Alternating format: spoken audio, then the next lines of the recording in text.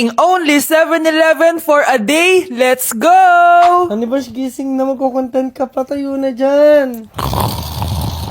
Ala, Good morning, guys! So, ginising ako agad nga ni Bunch. 11 a.m. na. So, magbe-breakfast tayo. Alam niyo na kung saan. Papunta na kami. And yung 7-Eleven dito, guys, sobrang layo. Like, sa kabilang barangay pa. Hulaan niyo kung nasan ako. Nasa isang branch ako na binigay sa akin ni Daddy. Thank you, taxpayers! wow, ang daming choices, oh. Umagang-umaga, samgyup sa lagad. Ano yan? Balik mo yan, balik mo yan. Ano na naman to? Bayaran mo to, ah. Sabi di ba breakfast lang? Parang mag-fiesta na tayo dito, eh. Let's eat! So, itry na natin tong spam musubi. Yan. Masasarap yun sa Japan, pero masarap din naman to. Meron tayong samgyupsal. Oh! Baho, ah. Wow, ah. Next is lasagna! Favorite ko yan. Masarap siya, guys. Mantikan ko na makalimutan itong matcha latte from Chingu. Hindi ko siya gusto. Parang lasang artificial. Sarap niya. Two types of people. Naubos namin. Baka sabihin niyo hindi namin inubos. It's lunchtime, guys! So, kakain na naman tayo. Bosh, gusto ko ng pad thai. Hindi po, ate. Kaya nga 24 hours 7-Eleven challenge. May kinikrave na akong ibang pagkain, pero 7-Eleven pa rin tayo, guys. Malay mo may pad thai sa 7-Eleven. 7-Eleven. Let's go! Excited na akong kumain. So, nandito na tayo sa second branch ni Daddy. Yes, kung di tatanong, guys, contractor po yung tatay ko. Tara. Wow, parang sarap nito. Ano na naman to? Bakit ang dami na naman? Ito yung kinuha ko kasi patay gutom ako.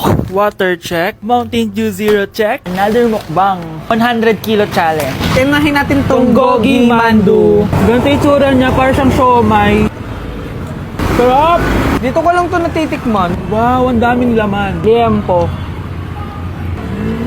Sa akin, chicken. Kimchi rice talaga? Bumili din pala ako ng laing. Laing.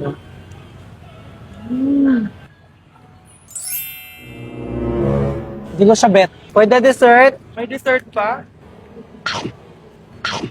Busog na naman! Next Kaya stop! naman- Next stop na namin is dinner! It's dinner time! So, it's 7:17 na ng gabi and medyo nagugutom na tong tao na to. Saan kaya tayo kakain?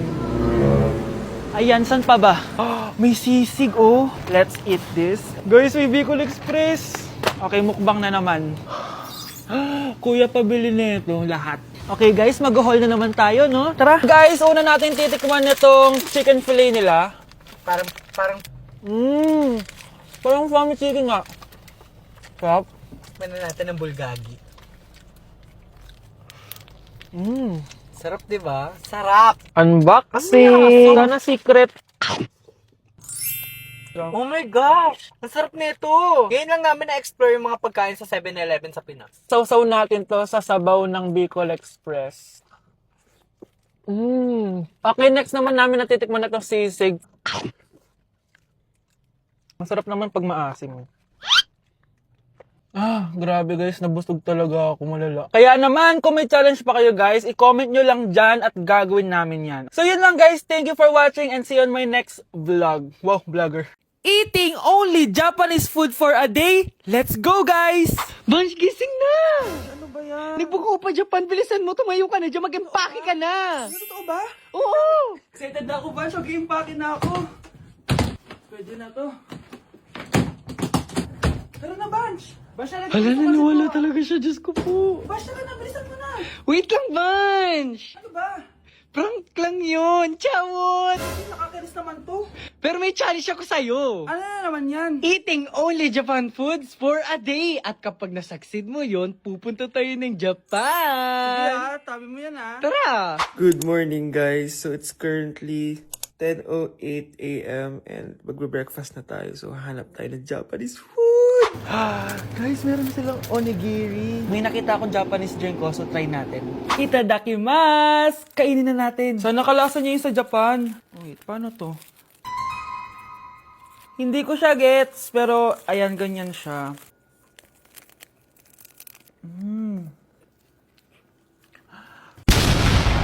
Pasabog! Kainin naman natin to kasi ako nagpabili nito. Itong bulgagi. Sarap. Tignan nyo guys yung loob nyo, oh. Sa Japanese food. Tuturuan ko kayo kung paano magbuo ng onigiri. First step is... Ito pa? Okay, last etong salmon mayo. Tingnan natin. Mas ba't yung beef? Subtle lang yung lasa niya. Hindi siya sobrang malasa gaya na ito. So, inom na tayo guys. Try natin to Milku. Milku deodorant. Miku guys. Lasa siya Yakult. Sarap! Totoo ba? So, yun lang naman sa breakfast natin. Excited na ako sa lunch and dinner kasi sa labas tayo kakain. It's lunchtime guys, and as usual, late na naman tayo magla-lunch. Ang kinikrave ko ngayon for lunch is ramen. So, tignan pa natin kung ano pa pwede natin orderin na Japanese food. Guys, di ko alam na may entrance exam pala dito. Di pa naman ako nag-review. Usually guys, minamax ko lahat to. Papamax ko sa kanya lahat, pati yung spice para may challenge. Tara! Guys, dumating na yung karaage. Oh my. Oh my God, ang sarap. Guys, nakikita nyo ba to? Kaya black yung kulay nito kasi squid ink daw yung ginamit dito. Weird siya pero masarap siya, gets. Sarap. So meron din siyang beef. Wow. Sobrang malasa siya, guys. Kung di pa kayo nakakatikim ng ramen, guys, ano pa ginagawa nyo? Bumili na kayo. Mukha lang siyang hindi nakakatakam pero masarap siya. Grabe, namimiss ko na yung Japan kasi palagi kami nag-ramen dun eh. Craving satisfied naman ako and excited na ako sa dinner, guys. So, next stop, dinner naman. So, let's go! It's dinner time, guys! Medyo busog pa ako pero kaya natin to. So, tara, pasok na tayo and mag-order na tayo ng Japanese food. Let's go! Itadakimasu! Favorite namin to ni Haniban. Sobrang sarap nito, guys. Sushi siya na may malaking salmon, tas ang sarap, promise. Sausaw natin sa sauce. Bigyan mo ako ng best reaction mo. Nag-order din kami ng California Maki. Nag-order din ako ng yakiniku doon. Ayan tsura niya. Sarap niya, oh. Guys, tignan niyo.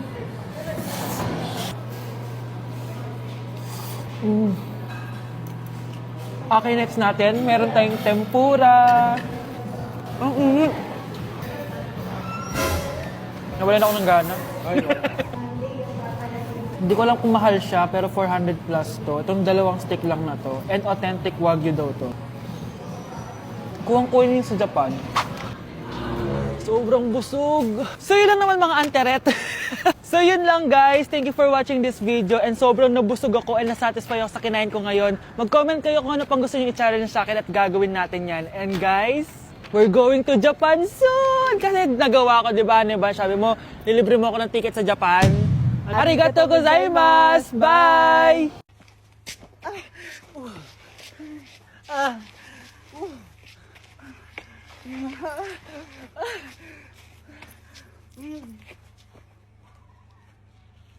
Nasa Japan pa rin ako at titikim tayo ng Japanese convenience store food part 2! Hulaan nyo guys kung nasan ako. Walang-wala na ito sa Pilipinas, promise. Hindi talaga pwedeng wala akong mabili tuwing pupunta ako dito sa Family Mart. Tignan nyo naman, parang lahat gusto mong itry, di ba? Guys, may nakita ko. Parang may ganito ako. Okay pa ba to? Parang panis na. Add to cart. Guys, mukhang masarap to, oh. Add to cart natin to. Guys, nakita ko kanina daming Japanese na kumakain nito. So, add to cart natin to. Guys, parang masarap din to, oh. Pamichiki. Add to cart.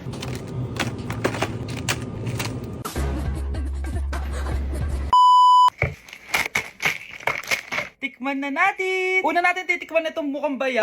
Bakit kaya ganito kulay niya? Ito yung amoy niya, amoy mani. Unang kagat. Masarap siya pero lasa siyang mani.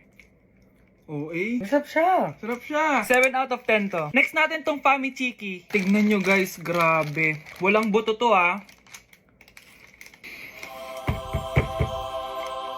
The best! Pupunta talaga ako ng Japan para lang dito. Buhay ko out of 10 to guys. Next, mag-drinks muna tayo.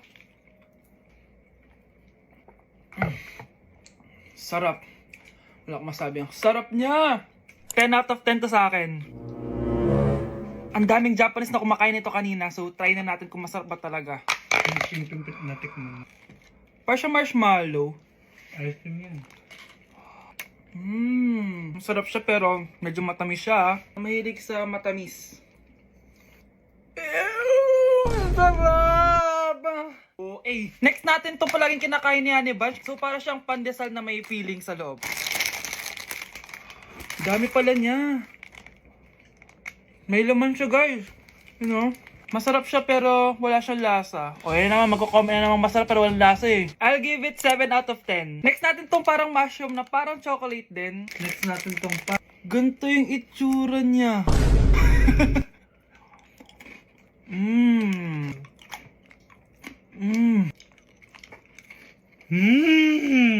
Uy talaga. Masarap to guys, 9 out of 10. Okay guys, last natin tong soy sauce flavored moisturized crackers. So lasa siyang toyo. Tikman na natin. May singit. So ganito yung itsura niya. May singit. Wag nyo try guys. 1 out of 10 lang to.